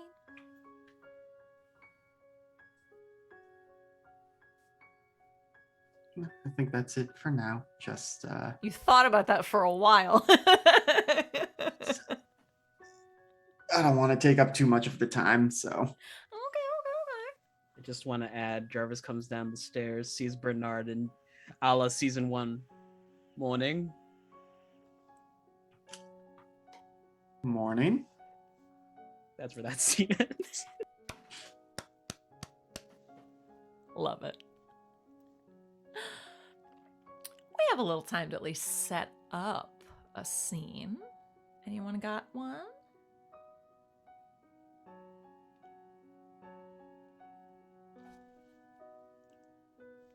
Could do Avalon and Jessamine.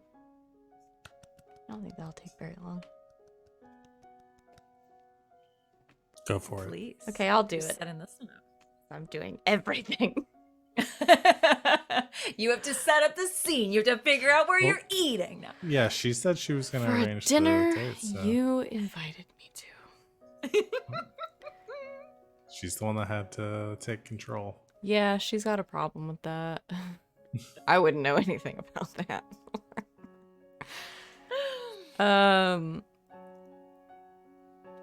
Jessamine has told Avalon to dress casually and to meet her at what day it is, in one of the gardens, I guess, like a little before sunset.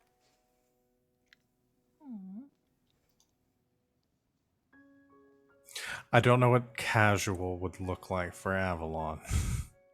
I don't know was if they very take it curious, way actually. I don't know if they take it way too far or don't come anywhere close to being casual. It's one of those two. When has Avalon ever done anything casually? Yeah. Yeah, I think Avalon wears their least formal like suit.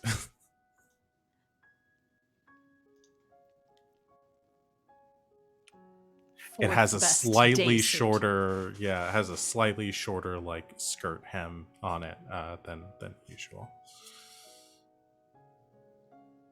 Okay. So I assume they show up. Yes. It's silver.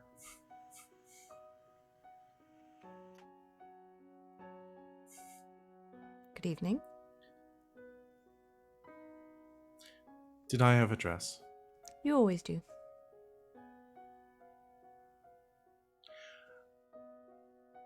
Right. So should I arrange a carriage for us or No. It's not far. We can walk. Walk. Right. It's not far. All right. I'll trust you. Lead the way. Jessamine walks them out of the garden and sort of just off of the like kept part of the grounds, I guess, up onto like a ridge in a little clearing where you can see the sunset, and there's like a blanket and like a picnic set up out there. Oh, somebody left something lying in the grass. Are you serious? No, I'm joking. I know what a picnic is. I'm not a complete imbecile. Well, I did pack this new invention. It's called sandwiches. Nobody is going to let me live that down, are they? No. Right. I'm simply saying what Bernie was describing was fundamentally different than a sandwich. It was meat and cheese and vegetables on bread. The principle of it was different. Well, we don't have to talk about Bernie right here. Right now, he's not here. Right. So, do we sit on the blanket then, or the grass next to it? I don't imagine you would prefer sitting on the grass.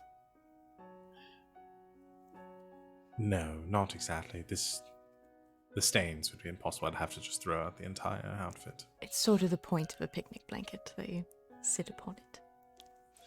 I must confess, though, I understand the principle of it. I've never actually been on a picnic. Yeah, there's a first time for everything. Right. Sounds charming. After you.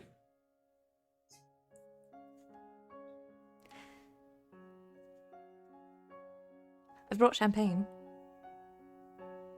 Oh, that I do understand, yes. Brought a couple of different kinds just to be sure. Not very discerning when it comes to... Well, I say that, but... I don't really know. I've never really picked much of it myself. Good, then you won't miss them from your cellar. Oh. Oh. Oh. Do you know how many different types of champagne you have down there? I imagine quite a few, given Mother's proclivity towards alcohol. It's quite incredible.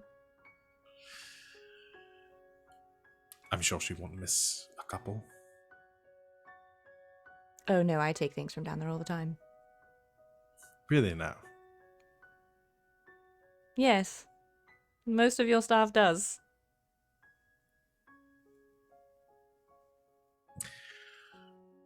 And I thought that everyone on our staff was just very well paid. Perhaps you should speak to them sometime. Perhaps. Consider it a perk of... well, a reward, really, for working for your mother. I imagine it doesn't have many.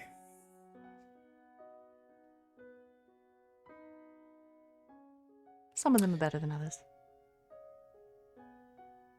Like what? Like... Besides the free alcohol. That's what I was going to say. Yeah, the food is exquisite.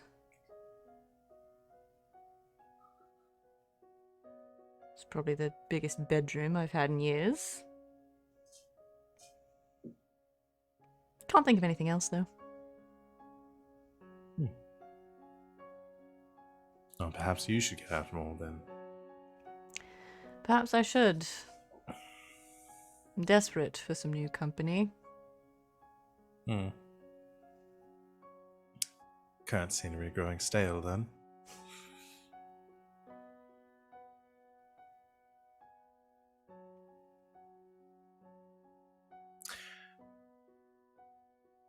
So I'm honestly surprised that you said yes to this whole affair.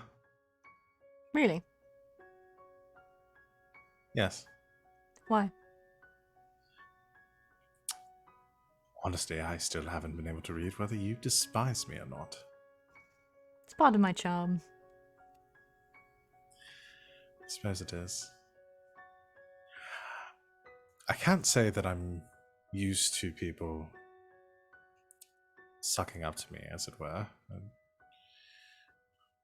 with the ever-living presence of the Countess, I get a healthy bit of humility on a daily basis.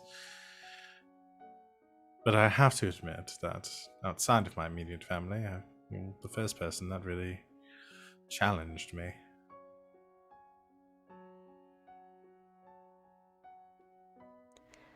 I suppose challenging is one of the nicer ways that people have described me.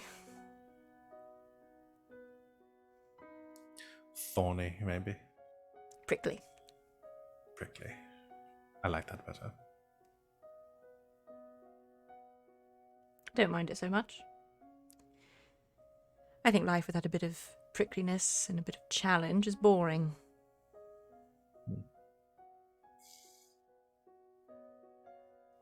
Well, I am a bit of a masochist, it seems, so. So it would seem. You really thought I would say no? I gave it a high probability. I am at least competent with numbers. That makes one thing.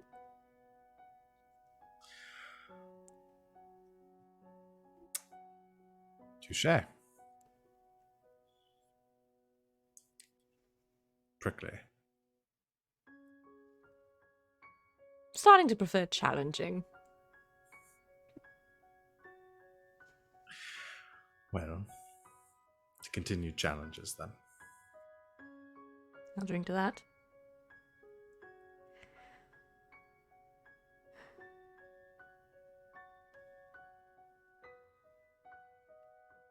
Can I ask you something challenging?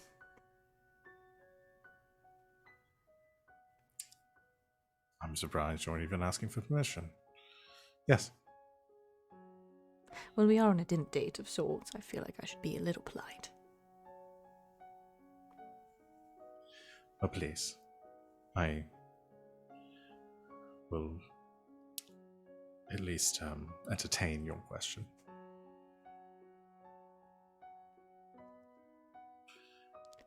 Given the state of,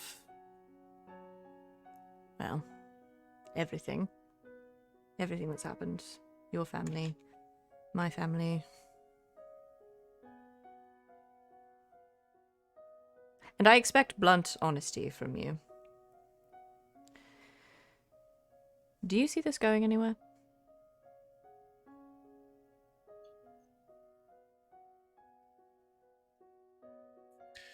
Or is this a game?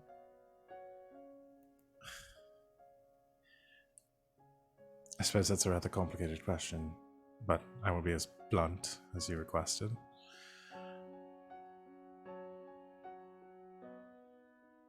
Given the way things are currently, I don't think that's very far that could go. But then again, I'm not very satisfied with the way things are currently. So, if I had my way about it, yes. I would very much want that. But there may be some unpleasantness if we are to achieve that, and whether you wish to create that much noise. Well, I won't make any decisions there without your consent. I am not the one of us that's ever been afraid of causing a ruckus. Even if it would bring to light some of the unpleasantness with your family.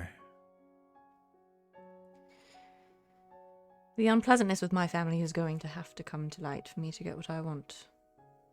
The hope is that people realize that the unpleasantness was not with my family.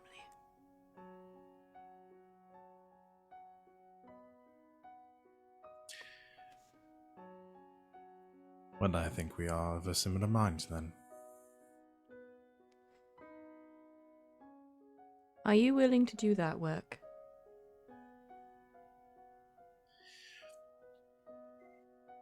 I understand that many people do not have a high estimation of my work ethic. I have endeavored very hard to maintain a certain level of incompetence. But I have worked very hard to get where I am and to set things in motion which may upset the balance of our small community. So yes, you may find that most of the work has already been done.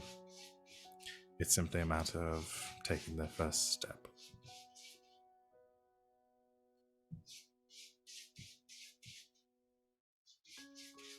A leap of faith, then.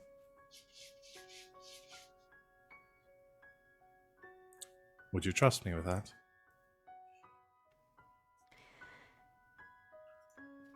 I've never been one to shy away from a bit of danger. And right now, Avalon Cross, somehow, you are the least dangerous thing I can think of.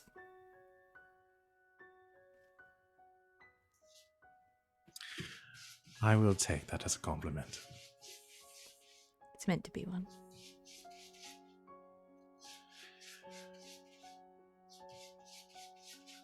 Well then,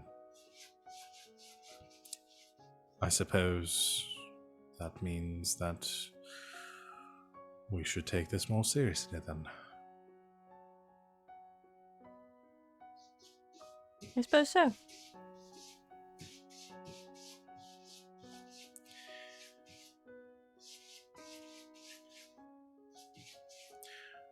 I don't suppose it would be too forward for me to kiss you right now. No. Not at all. And they do. You got what you wanted, Sid. I always get what I want. Yay! Jessamine continues to not suffer any consequences for any of her actions. Yet.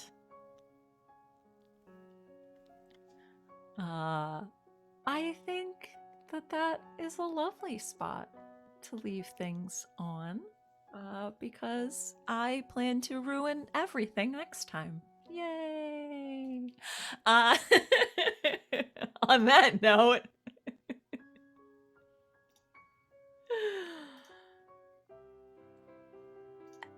thank you all ever so much for hanging out with us tonight. This was a big departure from last week, if I may say. But this is the good stuff. It makes me so happy. Thank you all for hanging out with us in chat. Thank you for all that lovely participation and all of your oohing and awing. Believe me, we're right here with you. If we may, let's go around and tell us again who you are, where we can find you on the internet, and please give us a star and a wish for today. We'll start with Val. Hello, everybody. I'm Val, the Kraken's Crown on Twitter and Twitch. Like I said before, you can find me here Thursdays through Sundays. Do all sorts of games. Join us tomorrow for Neon Souls, where we're going to be doing the part 1 of a question mark part finale. So it's going to be a lot of fun. Super exciting while we get ready for our next season. Stars and wishes. Well, I think given the limited interaction that Avalon had today, I'm gonna give my star to Savannah for pushing Avalon outside their comfort zone in a date, and finally helping us get to the enemies to lovers plot point that we've been looking for. Only took 19 sessions. Only took Well 19 done. sessions. We like a slow brisk- burn here at Yeah. GGK. Just like the Cross Estate. Oh, Too damn, soon, RJ. Damn. Wishes. God, there's so many wishes. Well, since I set it up today, I do really want to see get Zachary to get a chance to have that redemption arc. He's been the bad guy for a non-insignificant portion of this game, and it'd be very nice to see Zach bond with Jarvis again, and the brothers to become friends.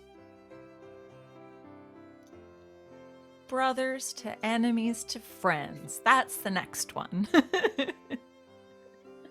I love it. Excellent. Savvy. That's me. Hi, I'm Savvy. You can find me on the internets at Savvy Seaworth. My streaming schedule is pinned to the top of my page. I stream a lot.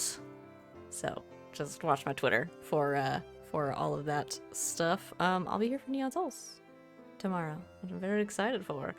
My star, I'm gonna give a star to Alex, because one of the most consistent things that has happened across this entire game is Alex leaning in to Bernie's sort of way of deciding he's gonna do something and then doing it with his whole heart immediately. And it's so endearing and it's great. And I thought that whole conversation with Miranda was great. And I really enjoy that about him a lot. And I thought it showed really well today. My wish is, I have so many. I know. Hey, I want to meet a dragon. How to meet a dragon. I know they're out there. Oh, yes. I know they're out there. I'm the History Channel guy. Dragons. Dragons. Well, Jessamine may have a mutual acquaintance with one in particular. Dragon. Speaking of which, Jessamine is wonderful and also power hungry and wants to be friends with a dragon. hell yeah. RJ. Hey everybody. Speaking of power hungry and wonderful, RJ. What? Me? Power hungry? Wait, no. What? Me? Wonderful? There we go. There's the joke. Oh, we love you. Hey everybody. I'm RJ. Once again, you can catch me at RJustice282 on Twitter and Twitch, where I tweet about the nerdy things in my life and sometimes stream. I pin, post, retweet whenever I'm live, so go check out my Twitter whenever I do so. Stars and wishes. Stars? It's gonna go to Avalon. Breaking out of your comfort zone is never easy, especially if you don't know what sandwiches are. No one's gonna let you live this down. Nope. But also, I like the idea that eventually Jarvis and Avalon have this conversation, and it's just like, fuck, we're gonna die for these women, aren't we? And it's not like we're gonna save their lives. We're probably gonna get sacrificed at some point. Given Yes, the in a room. certain Yes. Blood sacrifice. All right, well, good show. Wishes. I would like to resolve all the plot points happily. All of them? All of them, except for the Lady Cross one. Yeah, because she's got to get hers. She's got to get hers. Well, that'll be And happy Jessamine- for the That'll rest be of us. I was gonna say that'll be happy for someone. And Jess needs to find out consequences. I'm working on it. I promise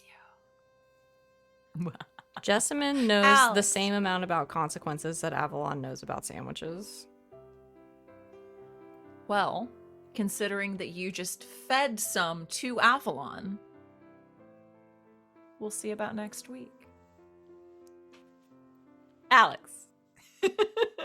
Hello, I'm Alex, OMG, it's some guy on the internet. You can find me mostly here Tuesdays, Thursdays, and sometimes Saturdays. My star for this evening goes to Sid for continuing to make Miranda not just, go, okay, yes, I forgive you. I love it and I hate it at the same time. I was telling someone else. You got to make some amends, my friend, and be like, yeah, I love you, and we're just gonna go off and we're gonna like have this huge polycule that I still haven't cleared with you or anyone else. I was telling someone else, it feels like I keep picking the wrong choices in the dating sim. Oh no. And I don't have a quick save feature anymore. That was the time loop. I also do want to point out the joke in chat that someone said, Bernie does not know the meaning of restraint. Well, not that meaning, at least. Anyway, and then my wish, RJ kind of said it, but it was going to be specifically that Jessamine does get her consequences, but also comes out the other end with a happy ending afterwards. Aww. Jessamine, consequences, then happiness. That sounds about right. Excellent. It's very bold of you all to assume that Jessamine can change. I mean, she studies transmutation. We just, we put a mirror in front of her and she does magic and then it bounces back and That's the that's lesson. how it works, right? That's the lesson she needs.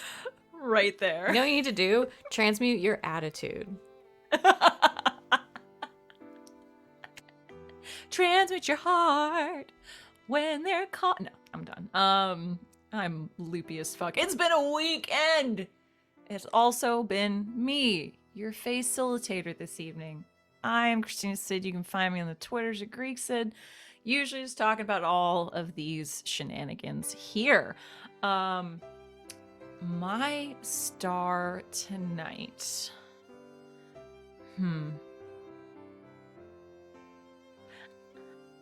My star, I have a twofold star. I have a star for Binary star? I have a binary star. I have a star for RJ, and then I have a star for Val, because you both gave me smooches tonight. You allowed us to get the fucking smooches in here, and I appreciate you both so goddamn much. Thank you. So my wife is right here.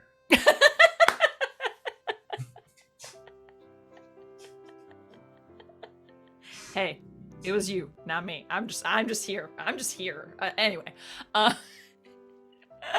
and my wish. I would just like to say that we have happy ending on here now like 4 times. And then also Jessamine consequences like 3. But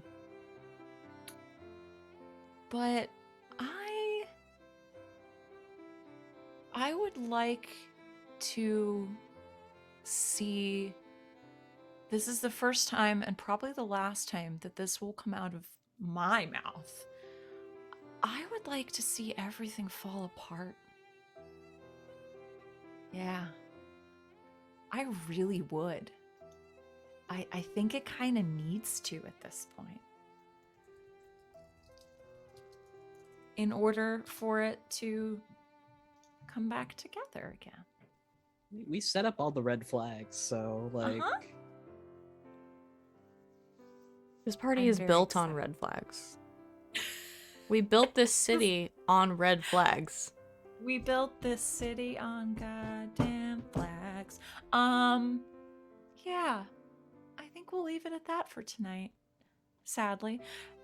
Thank you all again for joining us. Thank you, as always, to the amazing cast. Get you a cast full of GMs who make facilitating this game so goddamn easy. I just sit here and go, sure, yep, yeah, that's cool.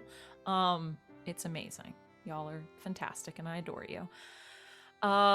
We shall be back next week. But next up, we shall be back tomorrow on this channel, 9 o'clock Eastern, Neon Souls. Again, come check it out. A couple of us on that. And Val runs it. It's gonna be amazeballs.